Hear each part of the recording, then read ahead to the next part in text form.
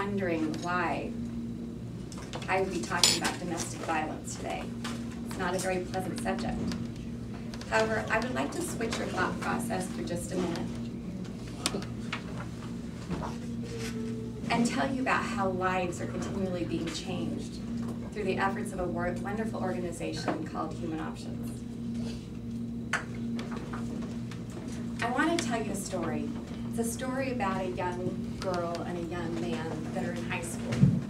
Her name is Cindy, she's 15. And then there's Rick, he's 17. He's the #1 quarterback of the El Dorado Hawk football team. Cindy's kind of got an eye out for Rick. And one day, Rick asked her to go to the football game, watch it, go to the party afterwards, and hang out with his buddies. Well, she took him up on that offer. So this couple ends up at this party. And you know, the usual high school gimmicks going on, a little bit of drinking, maybe a little pot, you know, things get a little out of control. Cindy decides it's time to leave. So Rick and Cindy head back to his car. She gets in, and Rick decides that he is hungry. Probably hungry from smoking that pot. So they take off in the car. Cindy's a little concerned, thinking her parents probably are worrying about her at this time.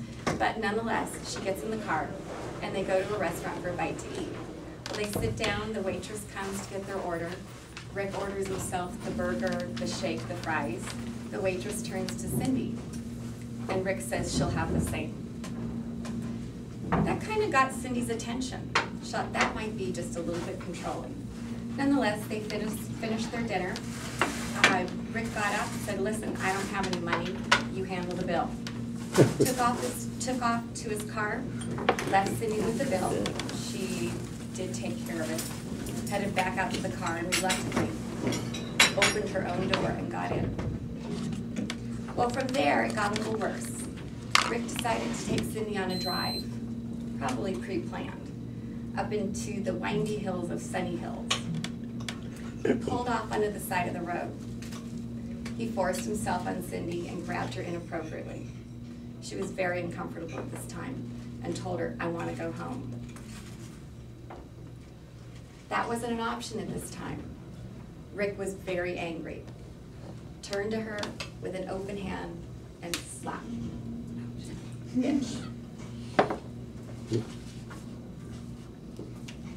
The story of Cindy and Rick's domestic violence disasters goes on for quite some time. Because of my limited time to share their story, I'm going to sum it up by telling you Cindy ends up in the hospital with bruises and lacerations all over her body.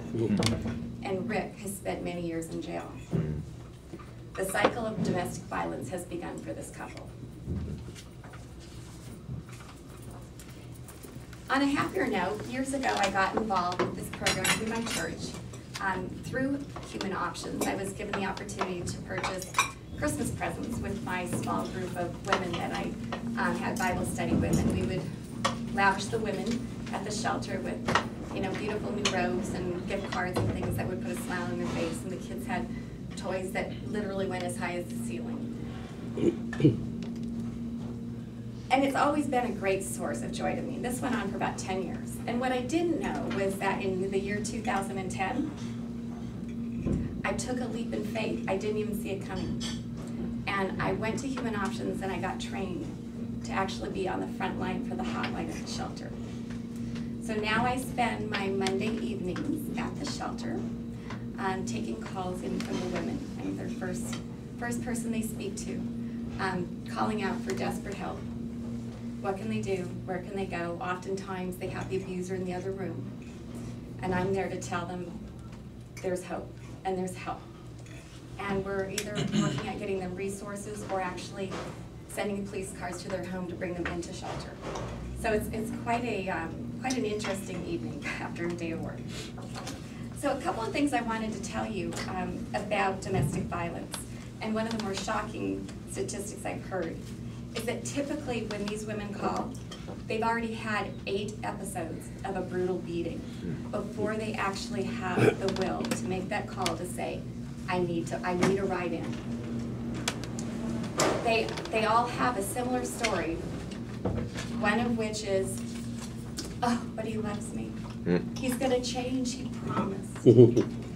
Or, as a woman and as a mother myself, they want to keep their homes intact no matter how brutal it is. And they want a mom and they want a dad in the home. And then the other example I wanted to give you is that as a homemaker, you spend years building your home and building your family and having your children together.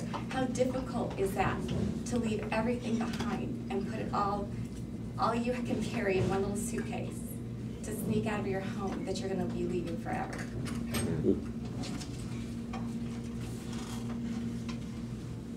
Women and children are usually escorted to the shelter by the police department for obvious reasons of safety, for the other clients at the shelter, as well as the staff members, to include myself. There is a laundry list of services that Human Options provides, and I just wanted to tell you about a few. The first one is at the shelter. It's called Safety Net, and that's where we do a screening and bring the women and their children into the shelter to actually become safe. And immediately, daily, all day long, they are in counseling appointments with either as individuals with their counselors or they're in group meetings. They are housed to share with 3 other families typically. So they're brought in with, they don't know who they're going to be living with at this time, but they learn the skills to live together as a family unit. And then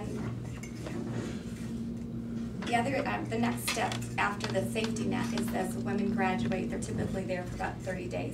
They graduate to what they call second step, where they learn to become independent and hopefully begin to start working or looking towards having a job. Then there's also the abuser rehabilitation classes, and that's for both men and women, and yes, women are abusers. And then they've got an elder abuse program, teaching seniors how to be safe, and especially when they're looking at problems within their own families, and to look for the warning signs. And so there's a call center for those people as well. And in trying to wrap this up, this rather large and difficult subject, I would like to leave you with a thought. Domestic violence is happening all around you. It breaks hearts and it kills. DV isn't partial to any culture, religion, or race. And if DV is allowed to continue in a home, it is more than likely that the cycle of domestic violence will carry on to the next generation. There is help available for battered women and their children. It's called Human Options. Thank you.